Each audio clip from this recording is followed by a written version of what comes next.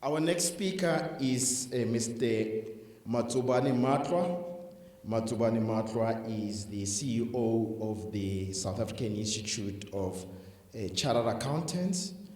His previous life, he was the group executive, large business with SARS. He was previously a GM within ABSA, and before that he was an audit partner at Ernst & Young. And he has spent time as a senior executive at various other entities like Transnet and CETA. Mr. Matla is going to be talking about the transformation of the accounting profession locally and internationally. Ladies and gentlemen, let's welcome Mr. Matla to the podium.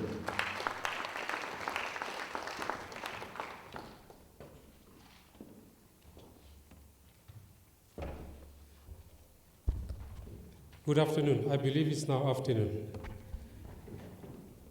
I need to figure out how to make this thing first. No? The guy didn't show me. Let's see. Oh, yeah. Take it back. Yeah. Thanks, Victor Sekes, Program Director. I'm in a very difficult position because if you look at my topic, it's slightly different to what you guys have been talking about. Emphasis has been on audit committees, the role, the effectiveness. Mine is looking at transformation, and I think there's a link. And the link is that as audit committees operate, they also need to transform. The question becomes, where do these people come from that need to serve in audit committees? My mandate today is to talk about the accounting profession, but as you'll appreciate, the accounting profession is huge. I'm told that in South Africa we have plus minus about 28 accounting bodies. So the perspective I'm going to give is from SAICA, which is for mainly chartered accountants. I will cover, when I speak about international, some of the things happening that are not necessarily chartered accountant. What is it that I'm hoping to achieve by the end of this presentation? Is to really show you that the transformation profession needs all of us. And the transformation profession is not going at the pace that we would love it to be. Also, I will try to show that there are major constraints, stumbling blocks, and challenges in trying to transform the profession. And also what SAICA is trying to do in addressing some of the challenges that are within SAICA's control. And lastly, to try and say to you, what is it that you are doing in your own area to transform your own profession? If it's an accounting, we'll appreciate. Transformation has different meanings to different people. But if you look at the Oxford Dictionary, it talks about a marked change in form, nature, or appearance. In South Africa in particular, we've chosen to emphasize on transforming in terms of changing the complexity of our profession. We traditionally look at how do we change the demographics of the accounting profession. SAICA in particular focuses on ensuring that the chartered accountants of tomorrow, the future, reflects the demographics of South Africa. And we've taken a route to focus predominantly on African and colours, mainly because those numbers are highly underrepresented. And you'll see as I start and unpack that it's a problem that has happened for quite some time.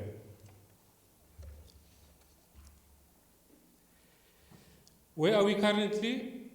What are the numbers that we have in the system? If you look at Africans in South Africa, we are told they represent 79% of the people in the country. But in the accounting profession, there's only 7% of Africans in the profession.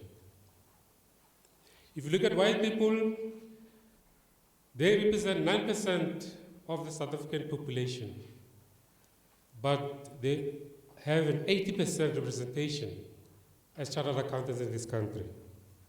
If you look at Asian, they are 3% of the country, But if you look at the population of SAICA, they are 10%.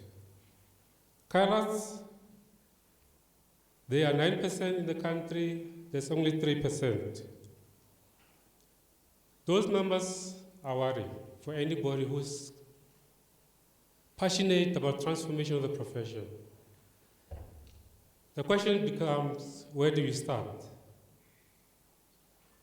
And one needs to understand what is the cause of this situation that we find ourselves. There's many stories, many explanations, and you can choose any point to try and explain, but it's always very difficult.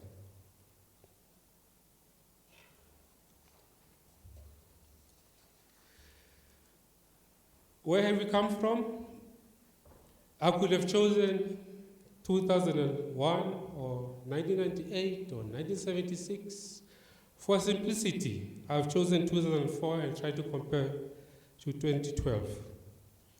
It clearly shows that if you look into 2004, that there was 90% of the CAs were white, 2% were African, 6% were Asian, and 2% were colored.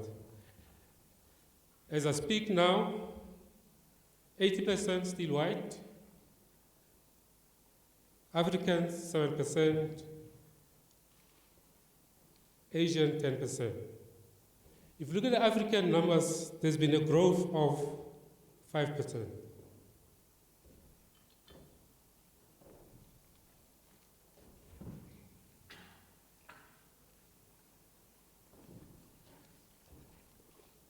The question that we need to ask ourselves and say, why is the growth so minute, very small? And I'm sure you can speculate for many, many reasons. We can look at how many CAs are produced by SAICA. We can look at how many graduates are graduating universities. We can look at the home environment and try and understand that, do we prepare our children to be able to focus and take education as a priority?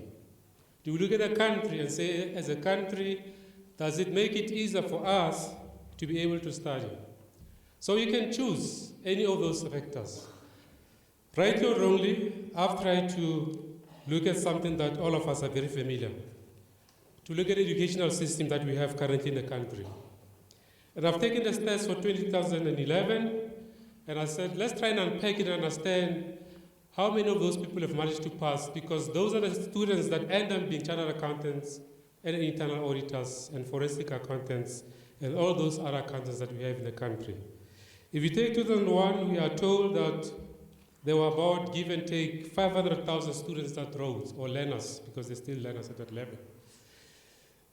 Now, 70% of them pass. And remember, pass means that you have met the requirements, not necessarily the university entrance requirement. It means that you have passed.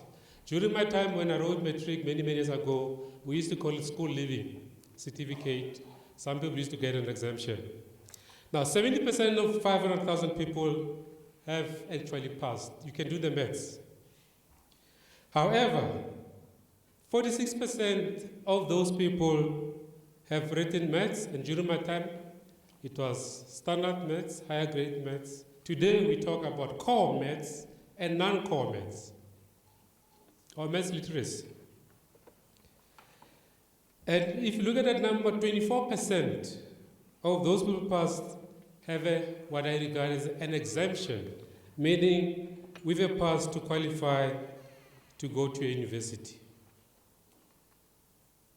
If you take it further and say, out of the 24% passed, how many of them has done core maths? 18%, if you like, make it 19%.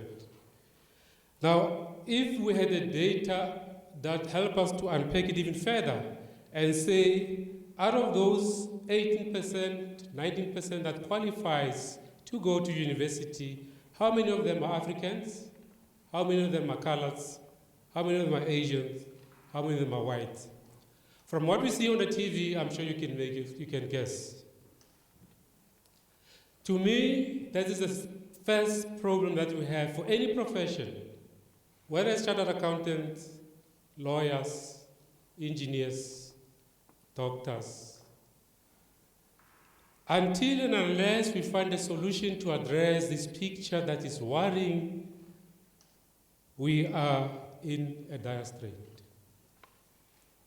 We can blame everybody. The numbers are very clear that the educational system that we have needs to be overhauled, or the culture in our homes needs to change, or the role models need to do what they're not doing currently. Because this picture is not something that we can be proud of.